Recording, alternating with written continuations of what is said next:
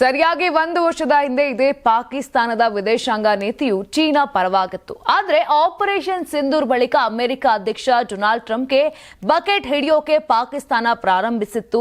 ತನ್ನ ಸಾಕು ತಂದೆ ಚೀನಾವನ್ನೇ ಕಡೆಗಣಿಸಲು ಪ್ರಾರಂಭಿಸಿತ್ತು.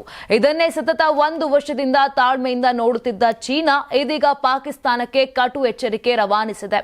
ಚೀನಾ ಮತ್ತು ಪಾಕಿಸ್ತಾನ ನಡುವಿನ ಸಂಬಂಧವನ್ನ ಸದಾ ಆಲ್ ವೆದರ್ ಫ್ರೆಂಡ್ಶಿಪ್ ಎಂದು ಕರೆಯಲಾಗುತ್ತಿತ್ತು.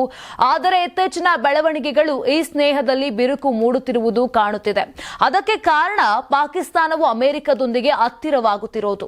ಬೀಜಿಂಗ್ನಲ್ಲಿ ನಡೆದ ಪಾಕಿಸ್ತಾನ ಚೀನಾ ವಿದೇಶಾಂಗ ಮಂತ್ರಿಗಳ 7ನೇ ತಂತ್ರಾತ್ಮಕ ಸಭೆಯಲ್ಲಿ ಚೀನಾದ ಅಧಿಕಾರಿಗಳು ಪಾಕಿಸ್ತಾನದ ಕಾರ್ಯಶೈಲಿಯ ಮೇಲೆ ತಮ್ಮ ಅಸಮಾಧಾನವನ್ನ ವ್ಯಕ್ತಪಡಿಸಿದ್ದಾರೆ ಎನ್ನಲಾಗಿದೆ. ಅದರಲ್ಲೂ ವಿಶೇಷವಾಗಿ ಚೀನಾ ಭಾರಿ ಹೂಡಿಕೆ ಮಾಡಿದ ಸಿಪಿಇಸಿ ಯೋಜನೆಗಳು ಇನ್ನೂ ಪೂರ್ಣಗೊಳ್ಳದಿರುವುದನ್ನು ಖಂಡಿಸಿದೆ.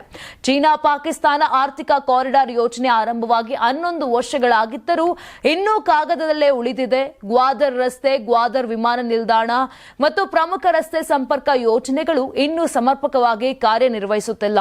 ಇದರಿಂದ ಚೀನಾಕ್ಕೆ ನಿರೀಕ್ಷಿತ ಆರ್ಥಿಕ ಲಾಭ ಸಿಗುತ್ತಿಲ್ಲ. ಬಲೂಚಿಸ್ತಾನ ಪ್ರಮುಖ ಪಾತ್ರ ವಹಿಸಿದೆ. ಗ್ವಾದರ್ನಿಂದ ಸುಕ್ಕರ್ಗೆ ಸಂಪರ್ಕ ಕಲ್ಪಿಸುವ M8 ಮೋಟಾರ್ ವೇ ಇನ್ನೂ ಅಪೂರ್ಣವಾಗಿದೆ. ಈ ಪ್ರದೇಶದಲ್ಲಿ ರಸ್ತೆ ಮೂಲಸೌಕರ್ಯ ದುರ್ಬಲವಾಗಿದ್ದು ಭದ್ರತಾ ಸಮಸ್ಯೆಗಳು ಹೆಚ್ಚಾಗಿವೆ. ಜೊತೆಗೆ ಸಿಪಿಇಸಿನ ಹೃದಯವಾಗಿರುವ ಗ್ವಾದರ್ ಸಮುದ್ರ ಬಂದರು ಇನ್ನೂ ಸಂಪೂರ್ಣವಾಗಿ ಕಾರ್ಯಾರಂಭ ಮಾಡಿಲ್ಲ. ಗ್ವಾದರ್ ಅಂತಾರಾಷ್ಟ್ರೀಯ ವಿಮಾನ ನಿಲ್ದಾಣವು ನಿರೀಕ್ಷಿತ ಪ್ರಯೋಜನ ನೀಡುತ್ತಿಲ್ಲ.